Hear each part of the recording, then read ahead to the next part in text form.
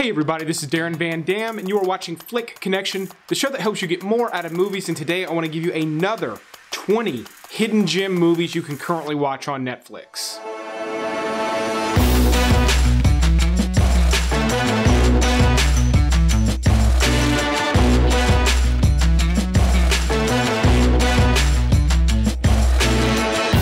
So if you're new to the channel, I do hidden gem lists like this somewhat regularly, every few months. There's a link to my most recent one in the description. Most of those are still on Netflix. Before hopping into this list of 20, this video is sponsored by CyberGhost VPN, and in the middle of this video, I'm gonna tell you about how they can help you access more movies with your existing Netflix subscription.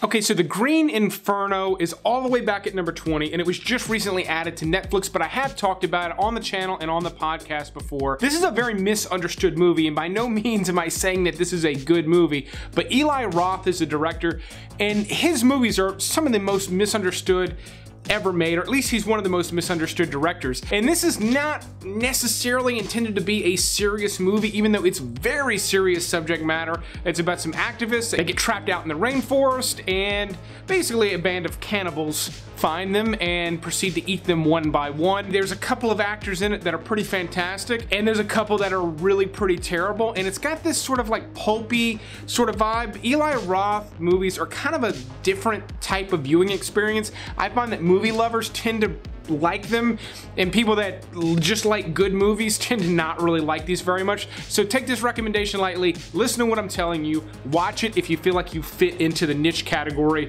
that do enjoy some Eli Roth.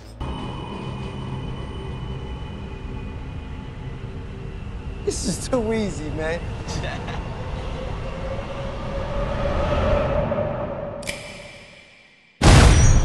Moving on to a more accessible thriller, The Brave One was also recently added, and this stars Jodie Foster. She also directed it, and she does not do that often. I think she did a good job directing it, but she plays a woman who's a victim of assault and then basically takes it upon herself to get revenge kind of on the local community. And yes, this is kind of like a female version of Death Wish, yet I didn't feel like it was too forced. It felt appropriate. It felt like her character was uniquely a woman, whereas Charles Bronson's character in Death Wish is uniquely masculine. It's not as if they're just trying to make a female-led Death Wish, even though that's ultimately what you kind of get. If that sounds like something you're interested in, this is a pretty good movie, but keep in mind, it's all the way back here at number 19. I think I made a sale. Andy wants to pay in cash, non-sequential, unmarked bills neatly packed in this canvas bag. Well, that's a bank bag, Teddy.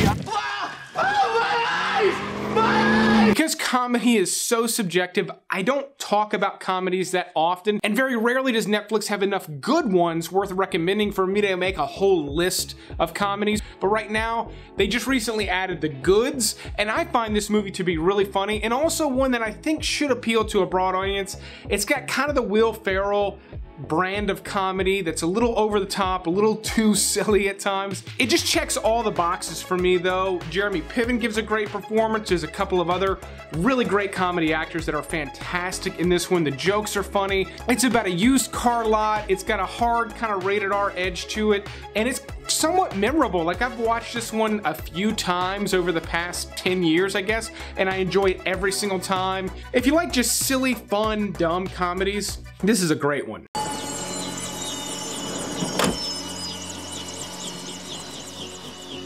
I've got a murder at 1600 Pennsylvania Avenue. An address that changes all the rules. Murder at 1600 is a Wesley Snipes-led thriller from the 90s that's pretty damn good. It holds up today. This is about a murder that happens at the White House, which is 1600 Pennsylvania Avenue, and it's just a good crime thriller, murder mystery. It did not get added in time for me to add it to my murder mystery list that I just put out a couple of weeks ago, but I'll link to that in the description as well. But this is a great one. It pretty much follows a formula. And if you like those good thrillers from the 90s, this one kind of fits right in the mix. I've got another really fantastic one that's really kind of more like an action thriller, way near the top of this list. I know I pointed down, but my list, when I type them, I start at 20 and I go down. So the top is then the bottom. Do you have a reservation? No. Is that a dog in your bag? Nope. We actually allow small pets with a cleaning deposit. Good, because I have a small dog in my vehicle. Young adult stars Charlize Theron in one of her more interesting characters. I'm not going to say this is one of her best roles, even though she is very good here.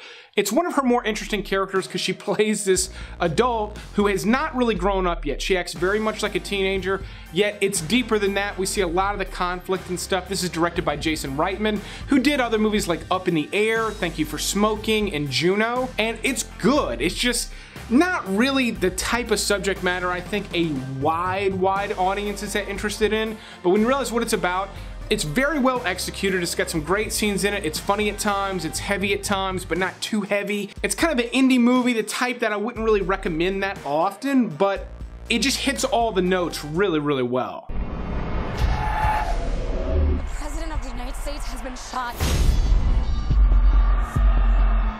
We need your camera. You saw the shooter. There was something in that window. I saw something too. Vantage Point is sort of an action thriller from the mid-2000s that had a huge cast, like one of the biggest for this type of genre, maybe ever, with people like Dennis Quaid, Forrest Whitaker, Matthew Fox, Zoe Saldana, Sigourney Weaver, William Hurt, and a handful of other faces you're likely to recognize, like Bruce McGill and Edgar Ramirez. But this is about an attempted assassination on the President of the United States overseas, and it's told from multiple vantage points. So you've got all these great actors in this movie that are telling what they saw, and it's very different, and then it all sort of comes together in a pretty great way. This is sort of like a crowd pleaser, a PG-13, almost sort of straight down the middle type of a movie, but it works. It's a little bit more vanilla than the type of movie I would normally recommend, but still very solid and well worth watching if you missed it back when it came out. Here I am. I'm sorry. I'm sorry. I'm Kimberly's dad.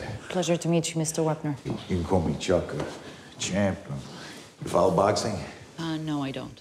No? You see Rocky? Chuck is about Chuck Wepner, a famous boxer who the movie Rocky is loosely, or I say the word loosely, he is who Rocky is based on, more or less. I mean, there's really no bones about it. He had this sort of this, for lack of a better word, rocky boxing career, and his story was adapted to the story of Rocky. Now, it's not a true-to-life adaptation, but it's pretty damn close in terms of his career. So he himself is nothing like Rocky in the movie, and it makes for a very interesting watch because he's very aware that his story was used for this massive movie that was like the biggest movie at that time and for a long time to come. But this stars Liev Schreiber, Elizabeth Moss, Ron Perlman, Naomi Watts, Jim Gaffigan's actually got a really good role in it, and friend of the show, Catherine Corcoran from Terrifier, appears in this movie as well. This is a fun movie. If you like boxing movies, this is a great one to watch. If you like things that take place in the 70s, this is a great one to watch. If you like Rocky, this is a must watch. Don't get me wrong, it's here in the middle of this list. It's not nearly as good as Rocky, but it's a great companion piece, sort of a historically accurate companion piece to watch, like I said, if you're a fan of Rocky. Listen to me. I'm your only friend down here, all right? My friend. I can do this. Hey, listen, my friend, you don't even know me. And get me where? You gonna get me shot. Ever since I've been with you, people been trying to shoot me. People you know. 16 Blocks is a Bruce Willis action-y kind of a movie, meaning it's got a little bit of action in it. They got pretty much overlooked back when it came out, and it's maybe because he does a lot of really shitty action movies. This one's pretty good though. Mos Def stars in it as well. He is a witness that Bruce Willis, the cop in the movie, is trying to get to a protected place and trying to basically avoid crooked cops and criminals that want him dead along the way. There's some shootouts and some heavy subject matter and stuff, but this one's fairly accessible. It's PG-13, obviously it's Bruce Willis. It's not really going out on a limb too far, but it's a good watch, it's a fun watch, it's a decent cop movie, and the neighbor's leaf blower just shut this down. Okay, leaf blower gone, we're back on. The next one on the list is a documentary called The Dawn Wall. And this is about rock climbers. If you liked the movie Free Solo, which I highly recommend, it's available on Disney Plus now, I believe, because it's a Nat Geo thing. Very, very great. Academy Award-winning documentary from last year. This is a lot like Free Solo in a lot of ways, but really incredible visuals in this one. Even if you're not into this type of thing at all, it's amazing to watch. You're just seeing some of the visuals that I'm showing you now. If you're into that at all, this is well worth the 90 minutes it's going to take you to watch the whole feature. Listen, I haven't been telling you guys the whole truth, but I'm going to clear that up in there today.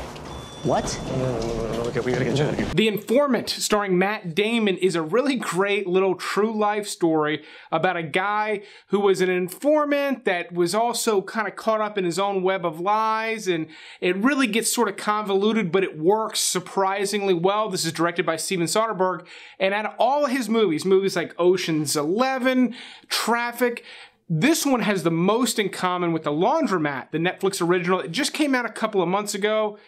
I liked that movie. I thought it was a good Netflix original movie. The Informant is probably a little bit more solid. It's a more tight narrative because it's about one guy for the most part. Great performance from him and everybody else. This is a very interesting movie.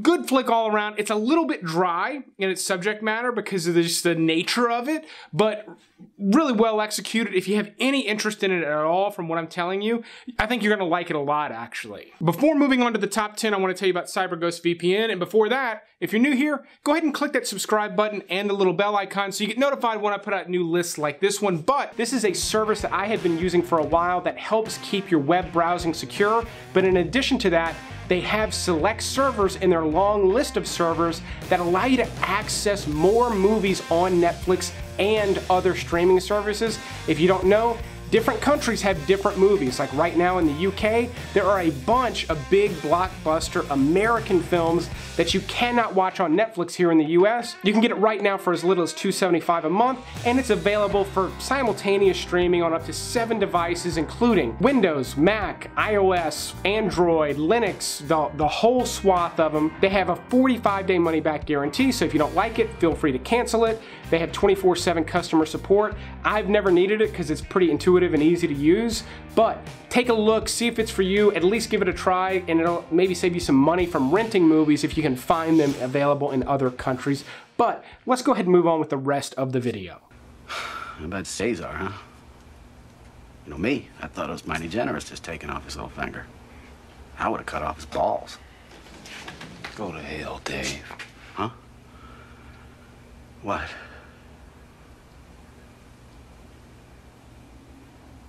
You did do it.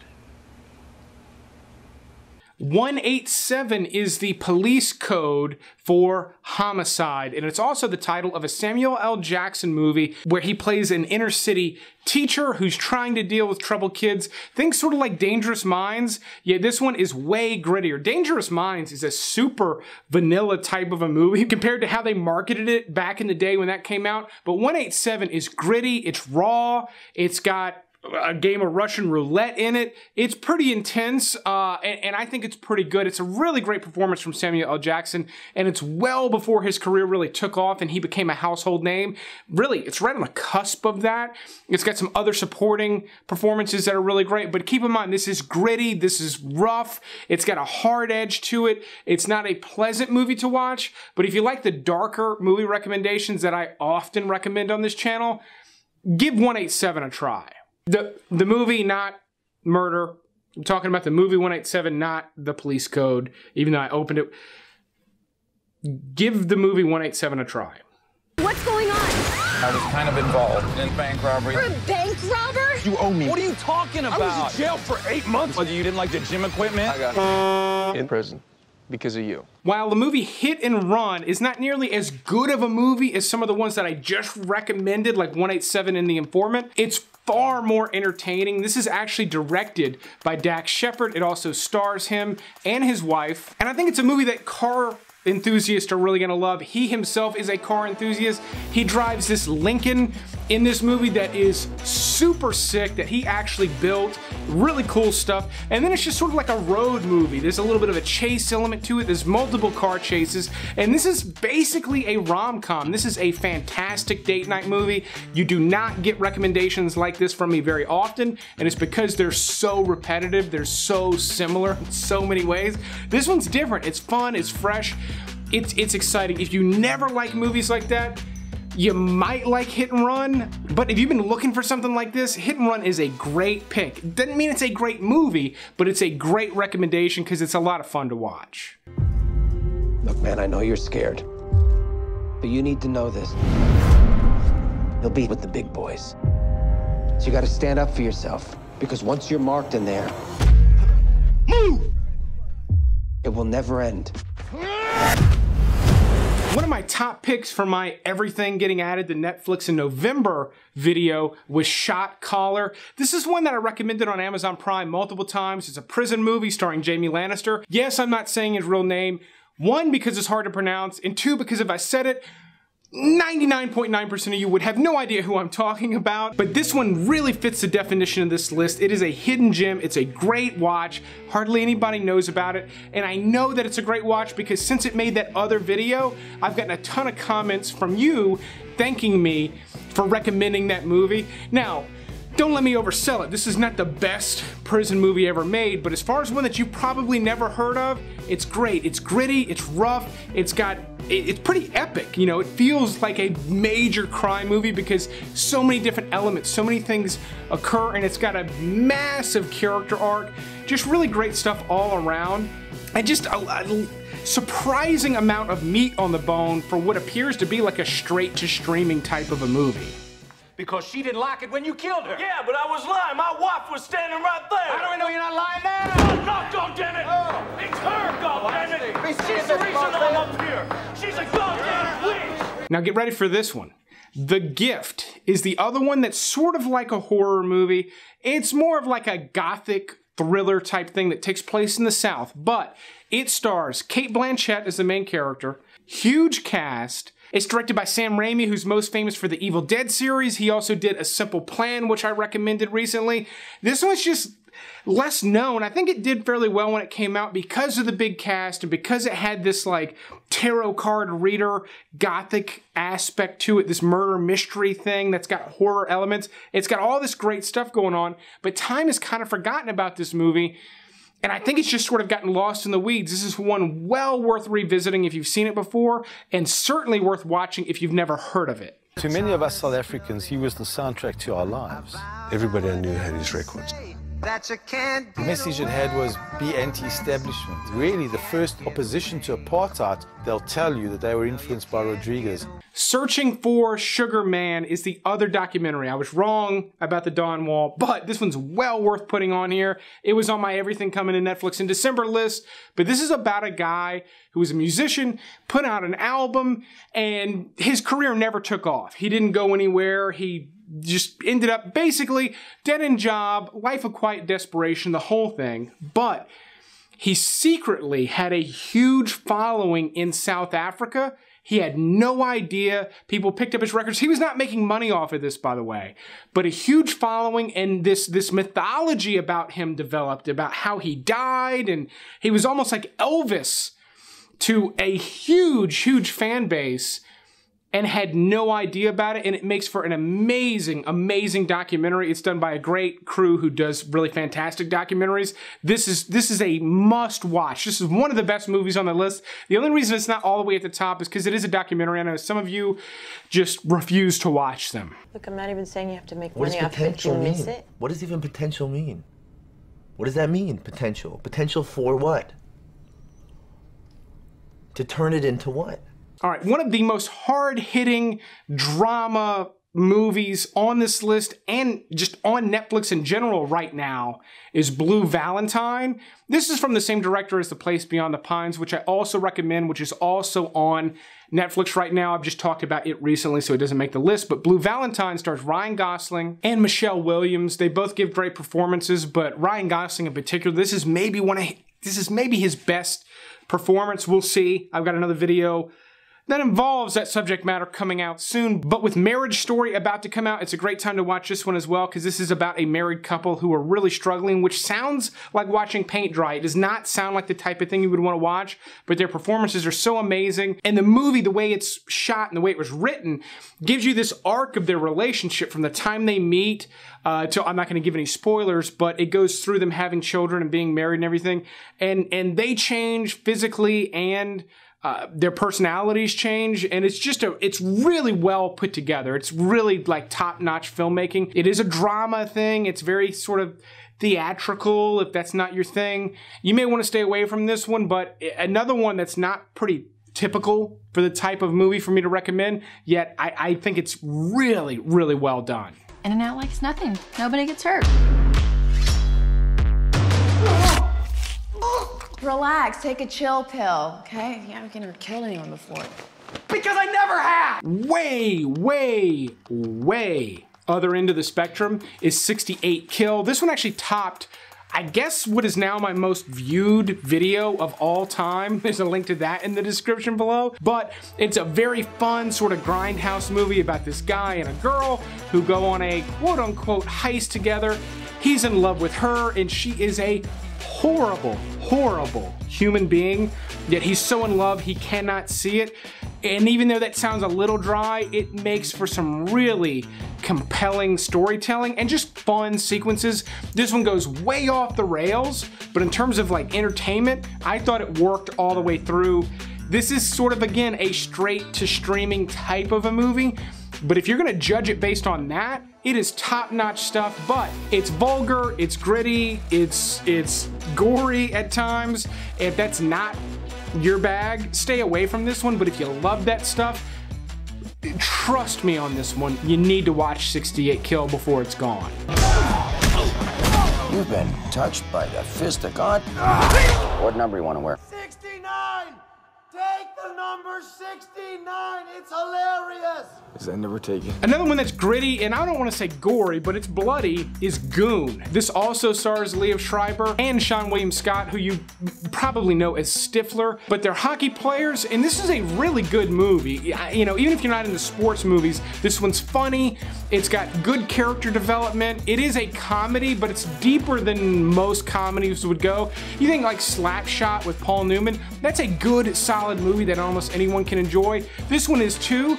It's just crude and vulgar, and there's fighting and there's blood, but it's the theme of the movie and the story, and it works together really well. This is a really fantastic little movie that's been on Netflix for a while. There's a sequel as well. The original is better in my opinion, but if you love the original, you're gonna at least like the sequel. In our darkest moments, when life flashes before us, we find something that keeps us going. And another one starring Liev Schreiber, playing second fiddle to Daniel Craig, is Defiance. Now this one also just checks every box on a hidden gem because it is just buried on Netflix. I talked about this movie over a year ago. Lo and behold, it's still on Netflix. I never see it pop up. It hadn't been on a list of mine in forever. But this one is about Jews in World War II that are basically a resistance. They're hiding out in the mountains and they're fighting back against the Nazis, and they're trying to maintain a, albeit a small one, but a civilization, and they're just trying to survive. It's a really great movie. If you love movies from that time period, particularly war era movies, this is a must watch. There's not a lot of combat and warfare in it. There is some shooting and stuff. Really great, underrated movie. I'm surprised this is not one more people talk about, but I thought it was fantastic, and especially if you're a fan of Daniel Craig. If you like Knives Out, I saw it. I really liked it. Don't get me wrong, I like Bond, but he's really versatile, and he stands out here as well. When we first met, you were all like, oh, phooey, I burned the darn muffins. Now, you go into a bar, 10 minutes later, sailors come running out. What up with that? And then another Samuel L. Jackson one from the 90s, The Long Kiss Goodnight, is a wild, over-the-top action movie. Gina Davis plays a woman who has amnesia, and she doesn't really know anything about herself. And as she starts to gain her memory back, she starts to develop this idea that she's maybe a trained lethal assassin, and then things just get crazy from there. Really great action in this one. It's just a lot of fun. It's rated R. Some of you, I know if you're my age or older, you may remember renting this one at Blockbuster in the late 90s. If that's not you, this is an absolute hidden gem. You've probably never heard of it, and it's a ton of fun to watch. It's right in my wheelhouse. It's the type of movie I recommend all the time, but it's a great one. First time ever appearing on the channel. now. So I hope you like that list. Don't forget to let me know in the comments below what you plan on watching from this list. And also don't forget to thank the Patreon supporters. Here's everyone donating $5 and up a month. They're doing everyone a great service. It's helping to keep the channel alive. If you're interested in supporting the show as well, becoming a producer, you can just click the link in the description and see if the benefits of becoming a supporter are for you. You can also support the show by visiting the Teespring link in the description. You can check out and get you one of these Flick Connection tees or one of many other designs I have over there. Yes, they're almost all black and yellow. That's my brand colors. I love them. These, especially if you get the premium ones, they're super soft. I wear them all the time. Great way to help out the show and get a little something back. But I will keep making videos like this one as long as you keep watching them. Thanks for checking this one out, and you will see me on the next one.